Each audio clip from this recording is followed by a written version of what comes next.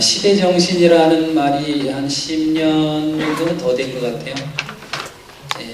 시대정신, 한 시대를 같이 살고 있는 사람들의 정서, 공감하는 주제, 그렇게 정리할 수 있을 것 같은데, 2011년도 대한민국을 살고 있는 사람들이 공감하는 정서, 정신, 시대정신 뭘까?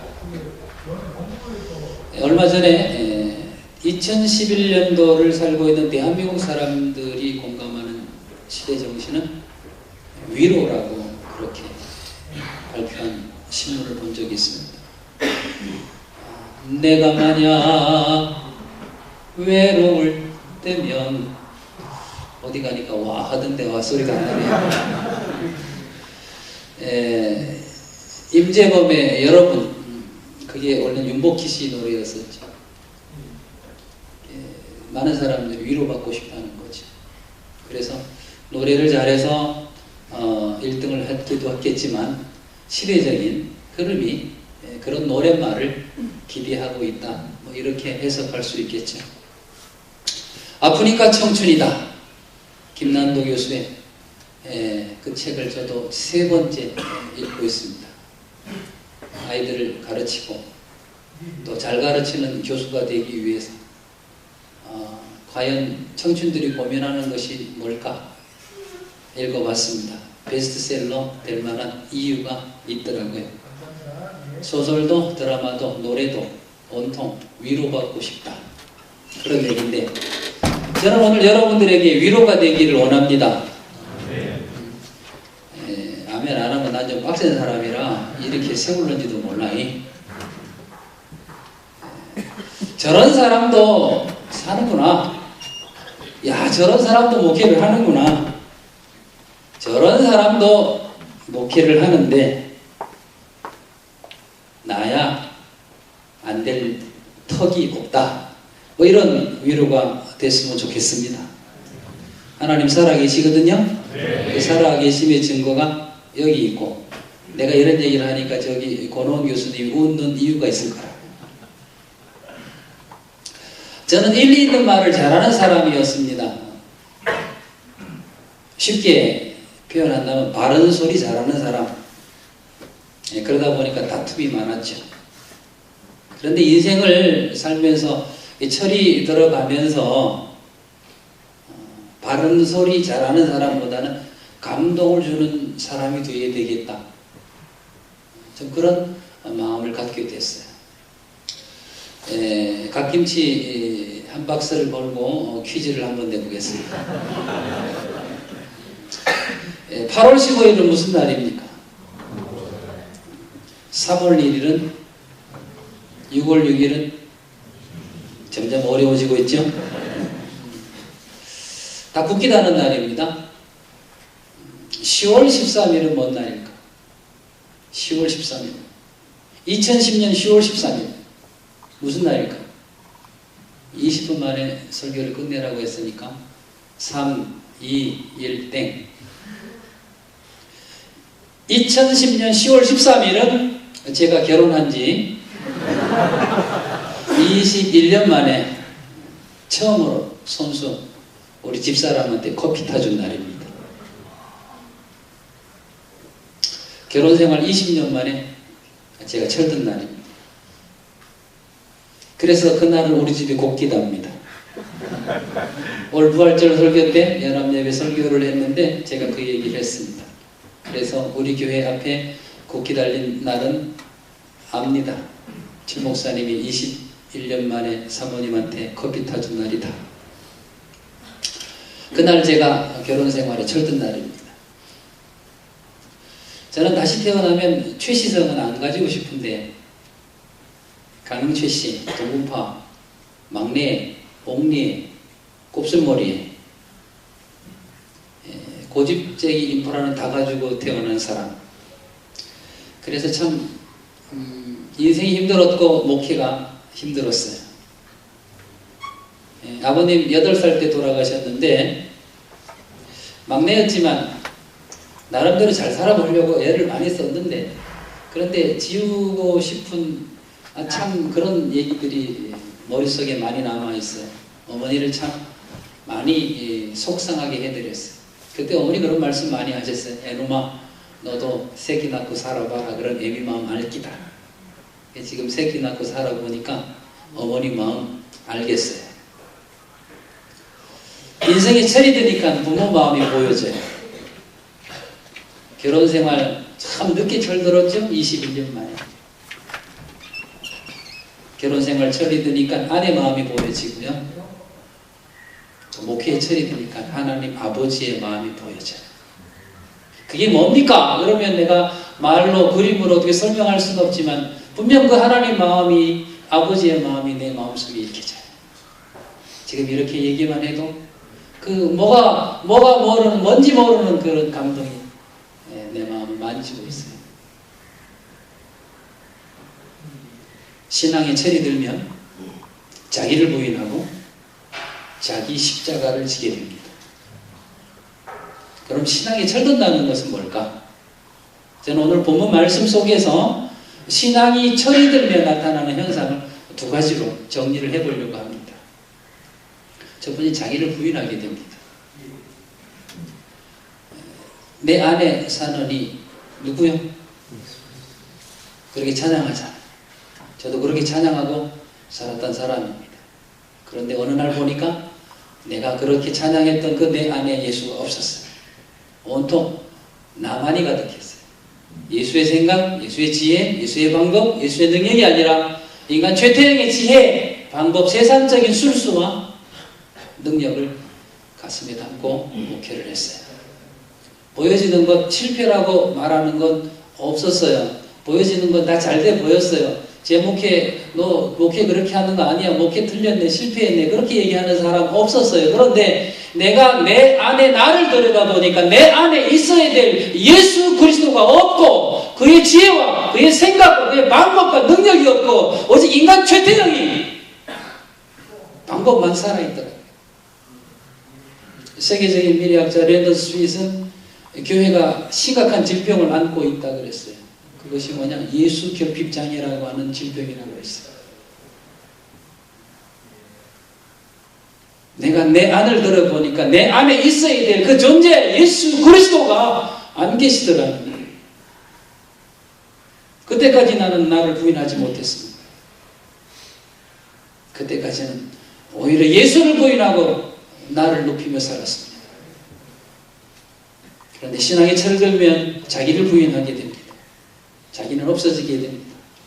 그리고 오직 예수 그리스도 그분의 은혜를 사모하고 큰 일이든 작은 일이든 그 어떤 일에 하나님의 은혜입니다라고 얘기하게 되죠. 자기를 부인하기 전에 그렇게 이야기하는 사람들, 그런 사람들을 맞부딪히게 되면 뭔가 꺼림칙하고 위선적이고 그렇게 느껴지고 보여졌는데, 그런데 어느 날 내가 변화가는 모습을 보고 내 안에 예수 그리스도가 들어와 있는 그 순간부터 그 모든 일, 큰 일, 작은 일, 그 어떤 일까지도 하나님의 은혜입니다라고 말하게 되었습니다. 그날이 그냥 오는 건 아닙니다.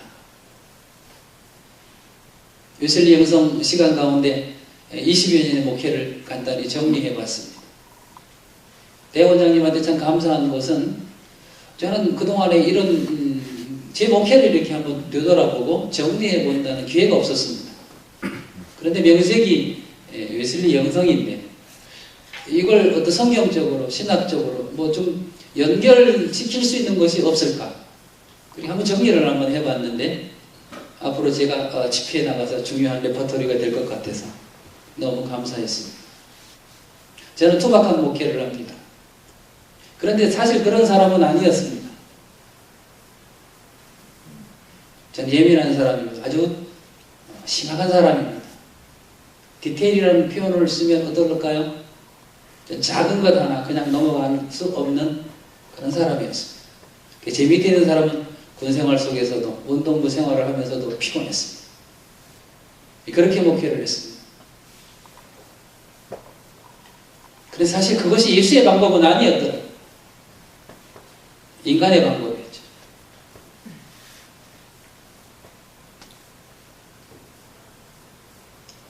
자기를 부인한다. 자기를 부인하게 된 동기가 있었습니다. 그것은 제 목회의 고난이었습니다. 될 듯 안 되는 겁니다. 그러다가 결정적으로 아들의 교통사고로 온통 모든 것이 마비가 되었습니다. 3년 동안 저는 살인자의 마음으로 복수심에 그렇게 그 마음을 절제시키지 못하고 강단에서 설교한 위선자였습니다. 그 3년의 지옥 같은 삶을 통해서 저는 아주 귀한 영적 체험을 얻게 됩니다.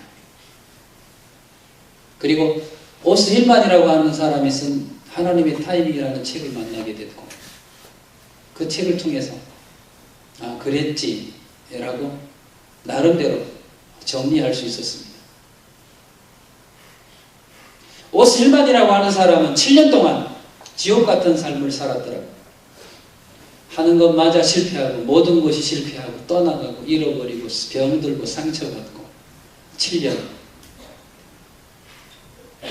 창세기 37장의 요셉의 이야기를 보니까 요셉은 13년 동안 고난의 구덩이에 빠져 있었습니다. 저는 궁금했습니다. 나는 몇 년입니까?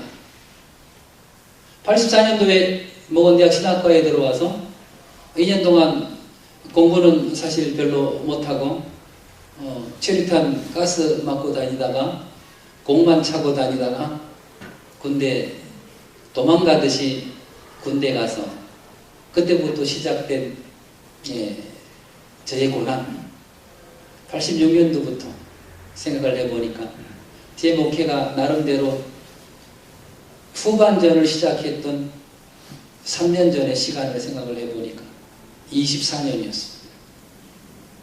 그 24년의 얘기를 다 여러분들에게 나눌 수는 없죠.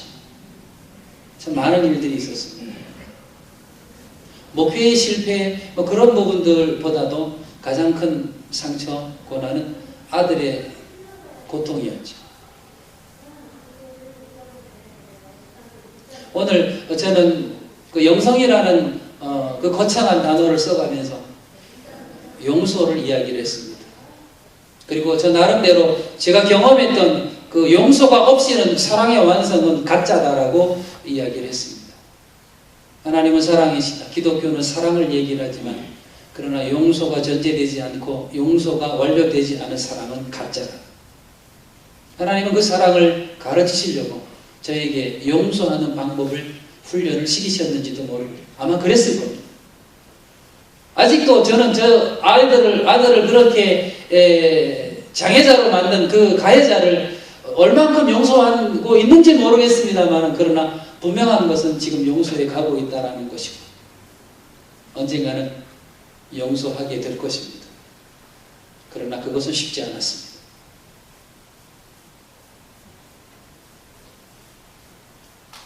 요셉 소명이라는 이 단어를 만나고 그동안 제가 제주 개척하며 목회의 여러 가지 이런 일 저런 일 인간 관계 속에서의 상처들 그런 것들을 되돌아보니까 그것은 나를 더 귀하게 사용하시려고 아픈 자의 마음을 더 깊은 예수 그리스도의 사랑으로 위로하게 하시려고 하나님이 만드신 과정이었고 훈련이었다라는 것을 저는 알게 되었습니다.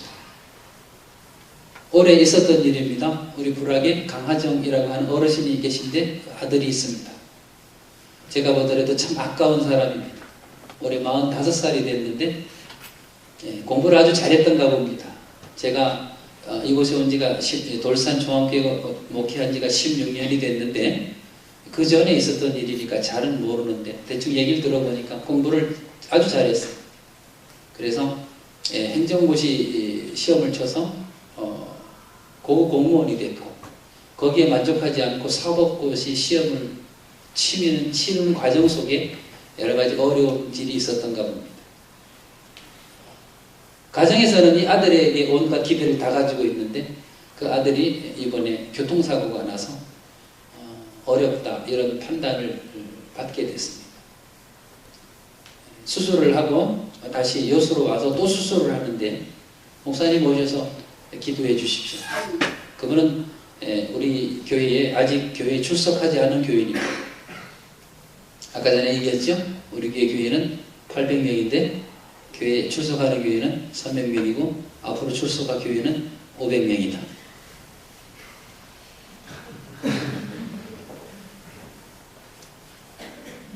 그분은 아직 출석하지 않는 교인입니다. 그런데 기도를 요청을 했습니다. 병원에 갔습니다. 기도를 해야 됩니다.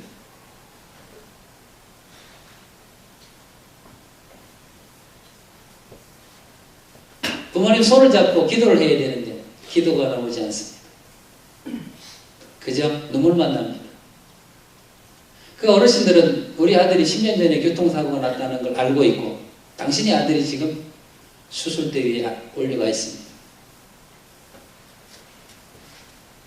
그분들은 기도를 할 줄 모르니까 눈 뜨고 저만 멀뚱멀뚱 보고 있는데 기도하자 해놓고 저는 손을 붙잡고 그저 울기만 했습니다. 한 5분 정도 울었던 것 겁니다. 모두 다 울고 있습니다.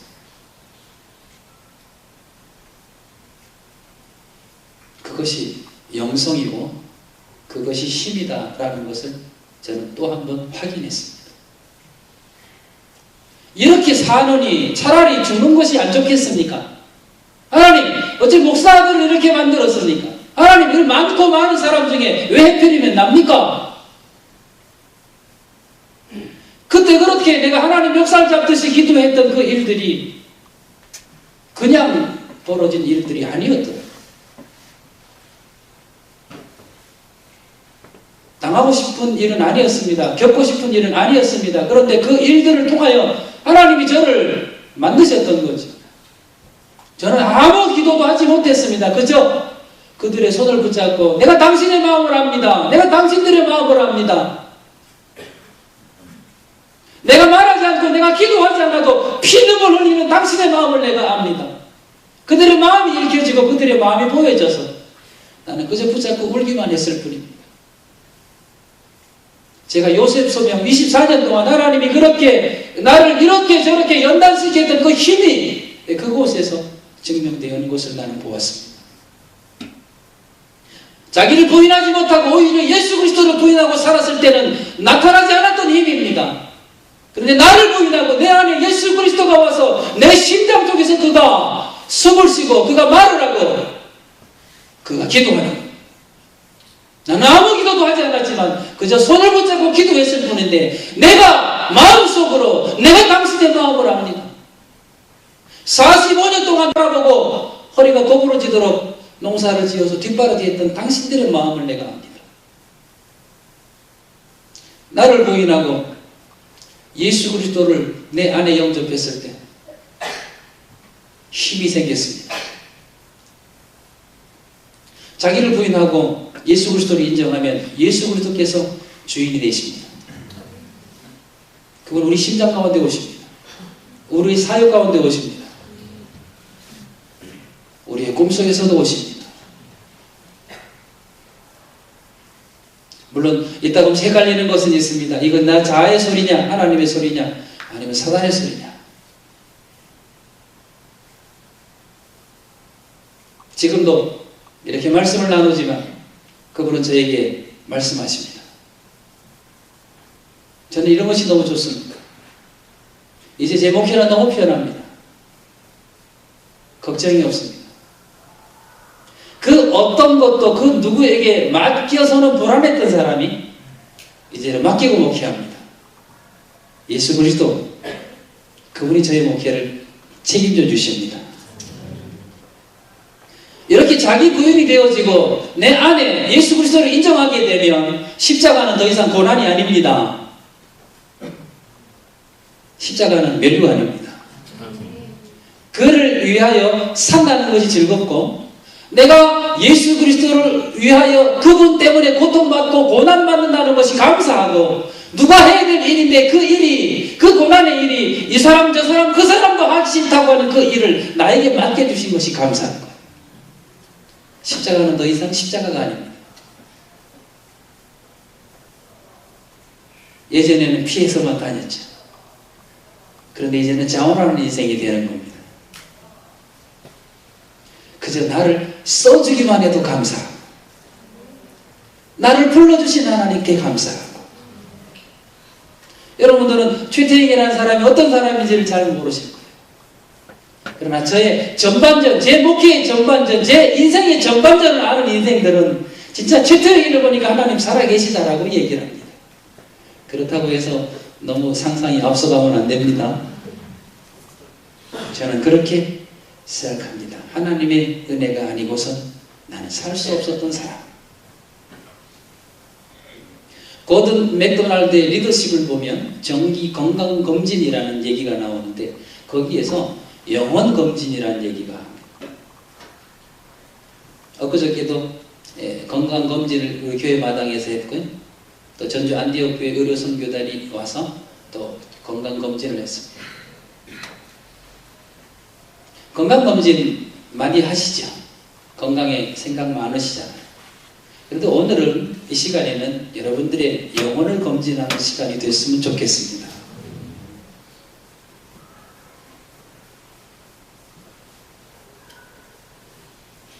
누가복음 15장을 보면 잃은 양을 찾고 드라크마를 찾고 아들을 찾는 이가 기뻐서 잔치를 벌입니다.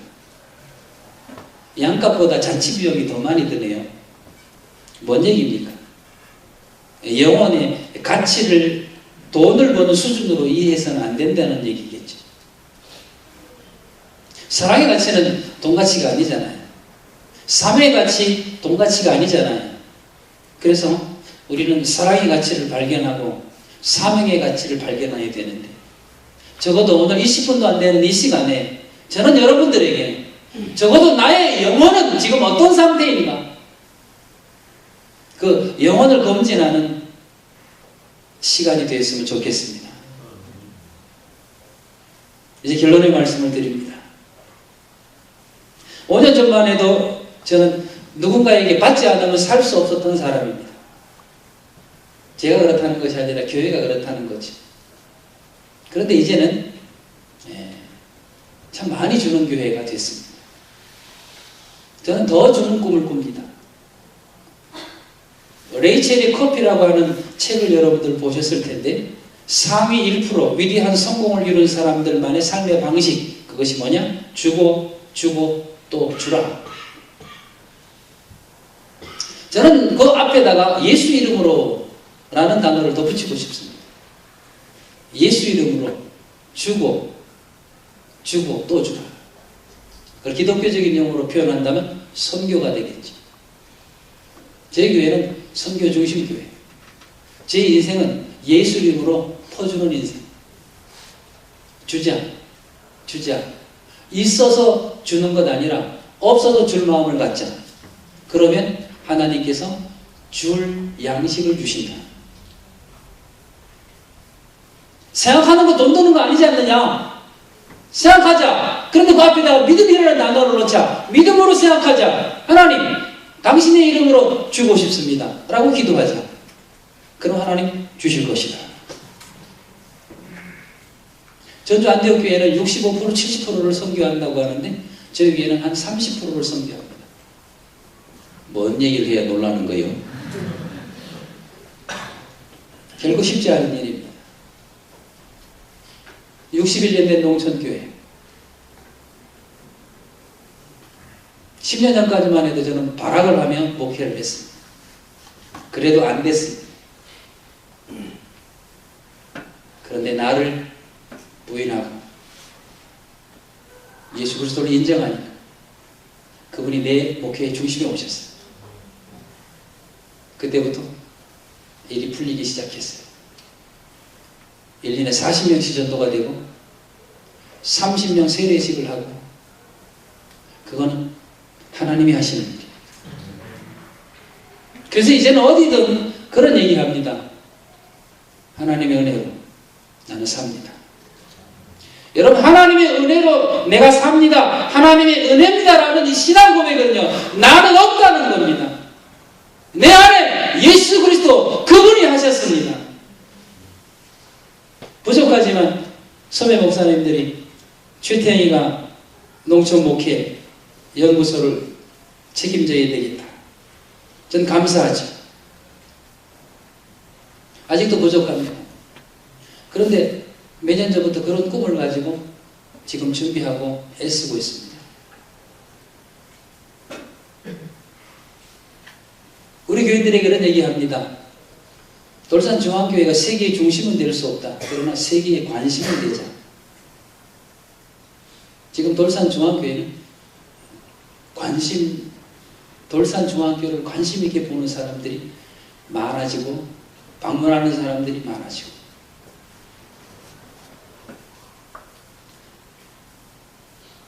작년 연말부터 올 초까지 10주 동안 10년 후에 우리 교회 돌산중앙교회의 미래를 선포하는 설교를 했습니다. 오늘 이 시간 여러분들이 영혼을 검진하고 적어도 10년은 아니라 할지라도 5년 후를 믿음으로 선포하는 그런 신앙 고백이 있으시기를 바랍니다. 자기를 부인하고 자기 십자가를 지고 가는 인생은 기도가 달라집니다. 자기를 부인하지 못하고 살아갈 때 나는 하나님 달라고 도와주십시오 이렇게 기도했습니다. 그런데 제가 요셉 서명을 경험하고 기도를 배웠습니다. 하나님 살려주십시오. 저는 이제 도와달라고 기도하지 않습니다. 살려달라고 기도합니다. 순간순간 목숨 걸고 기도하는 이유가 거기 있습니다. 하나님 살려주십시오. 이 기도 응답 안 하면 나는 죽습니다. 그 어떤 기도, 큰 기도, 작은 기도가 아니라 모든 기도, 도와주면 좋고 안 도와주면 그만이고 아니라 이 기도를 당신이 반드시 들어주셔야 됩니다. 그래서 제 기도는 결사적입니다. 하나님 살려주십시오. 여러분 요즘 어떤 기도의 제목을 가지고 하나님 앞에 기도합니까? 적어도 목회자의 사명을 가지고 살아가는 사람의 기도는 달라야 된다고 생각합니다. 그 어떤 기도도 우리에게 쉬운 기도는 없습니다. 여러분 앞으로 식사 기도를 할 때에도 절실하게 기도하십시오. 하나님 살려주십시오. 나의 기도가 진지해지면 성령의 사역이 진지해집니다. 나의 기도가 절실해지면 성령의 사역이 물불 가리지 않습니다. 그렇게 준비하고 그렇게 만나게 하고 그 시간표에 따라 저는 오늘 이곳에 와서 여러분을 만나게 된 줄 믿습니다. 주의 성령께서는 오늘 이 시간을 통하여 그 누군가를 만지시고 그 누군가의 인생을 개입하시기 원합니다. 저는 그래서 여러분에게 여러분의 인생 10년을 믿음으로 선포하라고 이야기하고 싶습니다. 혹여나 저보다 더 극한 고통과 슬픔 가운데 사는 분이 계십니까? 여러분보다 더한 사람들이 많습니다. 위로받으시기 바랍니다. 그리고 여러분이 지금 당하는 그 고통과 그 눈물은 결코 그렇게 쉽게 지나갈 고통이 아닙니다. 그 고통을 여러분이 믿음으로 받아들이면 그 고통은 힘이 됩니다. 나는 그것을 영성이라고 얘기하고 싶습니다. 저는 시골 교회를 담임하고 있는 목사입니다. 그러나 행복합니다. 크고 작은 건물, 사람의 숫자, 물론 저도 목사니까 욕심은 있습니다. 그러나 그거보다 더 큰 것, 더 크게 보이는 것은 하나님 아버지의 마음입니다. 기도합니다. 많은 사람들이 나 아니면 안 돼 라고 얘기합니다. 그러나 적어도 저와 오늘 함께 말씀을 나눌 사랑하는 동역자들은 너 아니면 안 되겠다 라고 하늘의 소리를 듣고 살아가는 인생들이 되게 하여 주시옵소서. 예수 그리스도의 이름으로 믿사옵고 기도드리옵나이다. 아멘.